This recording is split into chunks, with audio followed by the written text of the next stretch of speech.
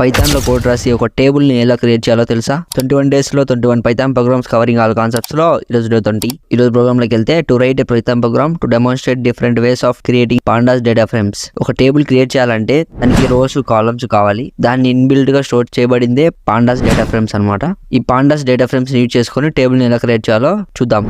Programme లోకి వెళ్తే initial గా ఇంపోర్ట్ పాండాస్ యాజ్ పీడీ అని రాసుకుందాం. యాక్సెస్ చేసుకోవడానికి ఈజీ ఉండడానికి పీడీ ఫామ్ లో రోస్ ని కాలమ్స్ ని రెక్టిఫై చేయడానికి ఒక డిక్షనరీ క్రియేట్ చేద్దాం. Dictionary of a list equal to brackets లో హీస్ టు కు లెఫ్ట్ సైడ్ ఉన్న వర్డ్స్ అన్ని హెడ్డింగ్స్ లాగా బిహేవ్ చేస్తాయి. రైట్ సైడ్ ఉన్న వర్డ్స్ అన్ని టేబుల్ లో ఉన్న వాల్యూస్ ని షో చేస్తాయి. ఇనిషియల్ గా నేమ్ ఇస్ టు కొన్ని నేమ్స్ ఇచ్చుకుందాం. షైనీ, సన్నీ, మ్యారీ, చందు అని. Next age is to 29, 25, 33, 24.